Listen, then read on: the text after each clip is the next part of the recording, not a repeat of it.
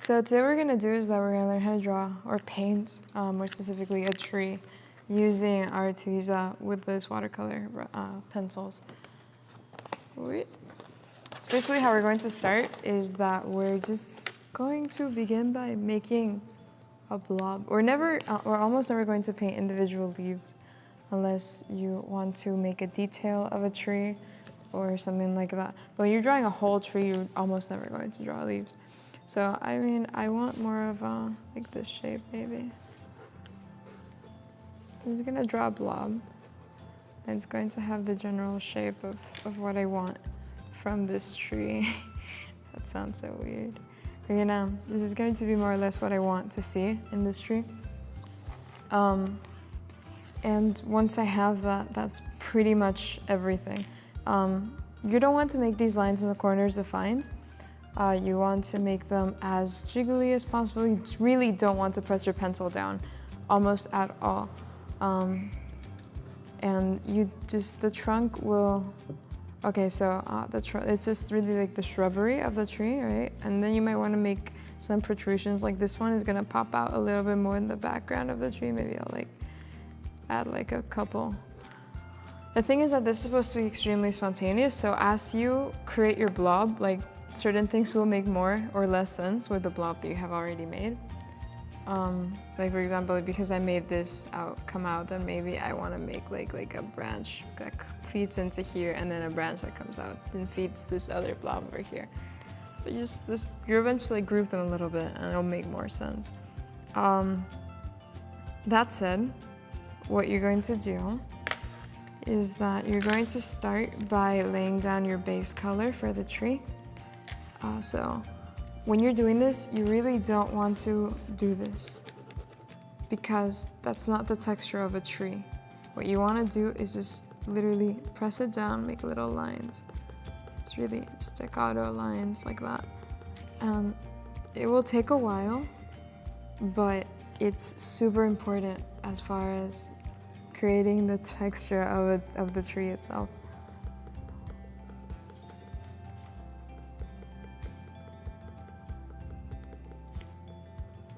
And you're going to concentrate these little lines or these. You can actually make them dots if you want to get really specific. It's just going to take a little bit more energy. But you're going to concentrate them in places where it's going to be darker, and you're going to leave certain parts white because those are going to be your highlight colors. When you're working with watercolors, you're working from medium to dark to light. So you don't want to, if you color in your lights, then you're not going to have any light afterwards. Like you won't be able to make that color any lighter because you can't go back. So you're going to, for example, like right here, I said that this was going to protrude forward, so I'm going to leave that little space there. And I'm going to concentrate a little bit more color down here because this is going to be the base of the tree. There's going to be a lot more leaves there.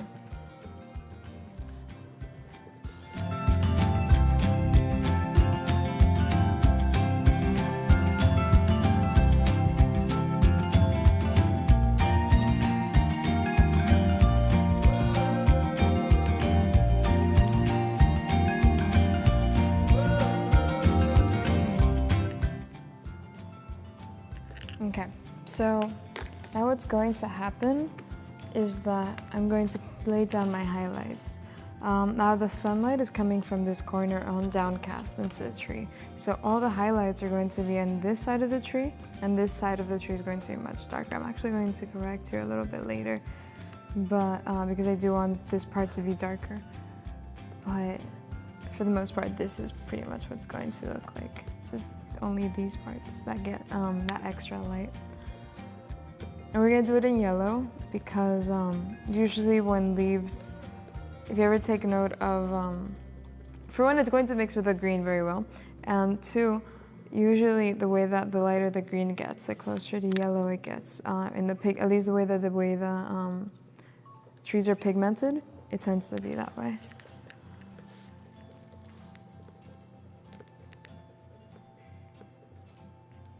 And you just want to use relatively light yellow. In this circumstance, we're using just normal yellow. But we do have a darker yellow available to us, so just clarifying.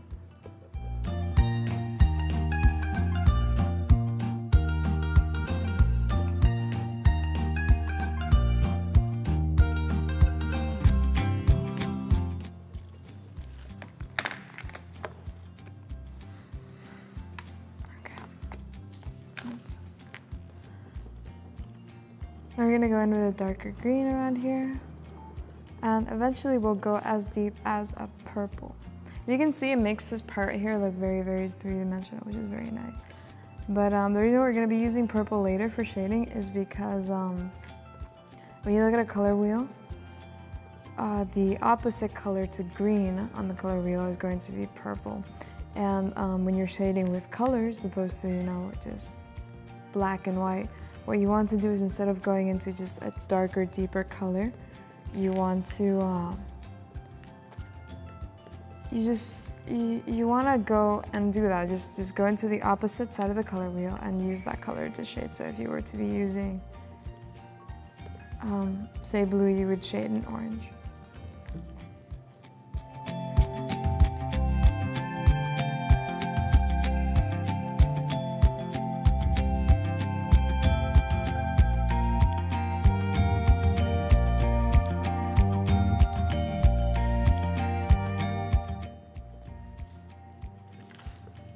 Okay, so let me just refill this part here with the green that we were decided that was gonna be our base green. I don't know why I left that light, but anyways, what's going to happen is that the tree has a trunk and the tree has a shadow, and because the light is coming from here, the shadow is gonna fall this way, and this is going to shadow the tree, and because the tree. Okay, for the grass around the tree, I am going to use this movement because that's just the way that it's laid out for the most part. And but basically, this shadow right here is going to also be in purple, and because it's a harder, darker shadow. And that said, even the trunk I'm going to shade in purple because even though. For one, like purple is going to mix very well with the brown. And secondly, the majority of this drawing is going to be green. So it is going to look better if I shade in purple.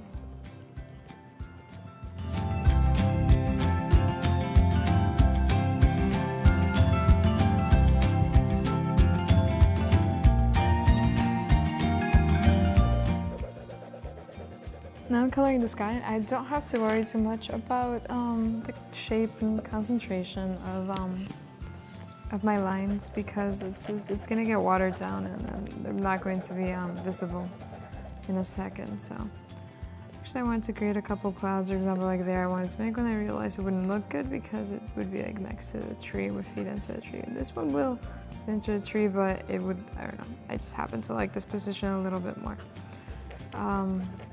I shade down to the trunk. Actually, we can make a line of trees in the background, and if we use this green, because it's bluer, it's going to give the appearance of being further away. So we can just do that, actually. And then we can darken it with a purple. I think it's gonna look really good. We're gonna keep this more or less like colder colors. Later on, I'm probably gonna go in with my brush as I'm coloring, and I will make sure that it is the edges of it are not as smooth. But for now, I'm okay with that. I'm pretty happy with just a line. I'm just gonna make it a little bit greener for the sake of maintaining that idea of what it is. Now I'm going to do the outline of the tree first, and then I will actually get into the tree itself. So I'm going to just work on the sky for a second. I use this flatter brush so I can cover more area. A problem that even I tend to do a lot, something that's not very good, is to just soak the paper. I kind of just did that, I don't know if you noticed, but you really don't want to do that. It will give you a lot less control over your paints, and the greatest thing about these paints is that you have so much control over them. And you don't want to take that away from yourself, you know?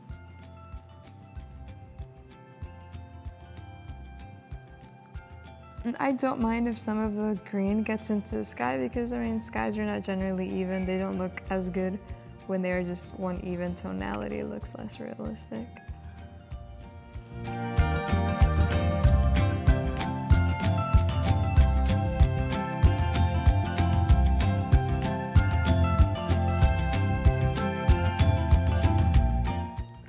make a few spokes out here because trees have roots, especially this tree, which tends to be a little bit bigger than, just like a shallower, flatter tree.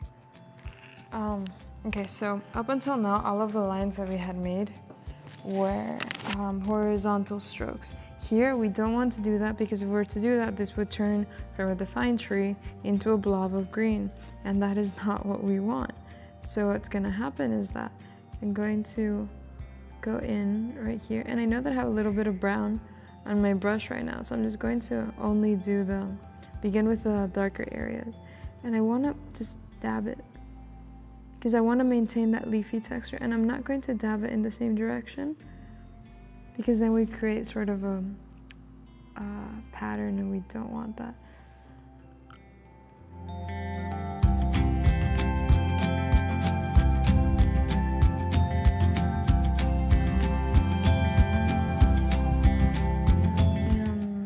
Oh, okay. So previously, I don't know if this is dry. Oh, it's a little bit dry. I don't want it to be though. So what's gonna happen now is that I wanna do a little, up until now, almost everything that we did was dry paper. And on top of it, we were just putting color and then wetting it. What we're gonna do now is the opposite. Right here, I made streaks in water, and I'm just gonna go in with this brown and do some dry on wet instead of the opposite. And I'm only gonna do that so I can get a few branches out.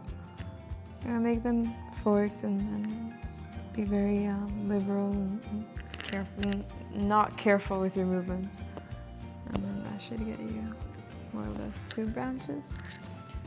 And that's pretty much everything. That's all you need to know how to, oh, you can clean this here actually. I guess that's not all you need to know.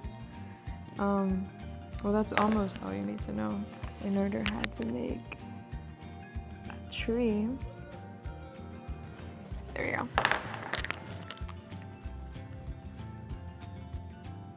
Okay, so that's really all you need to know in order how to make a tree using Arteza Woodless Watercolor Pencils, which are fantastic as far as control goes. And I hope you guys enjoyed our video. Please remember to subscribe and give us a thumbs up. See you guys next time.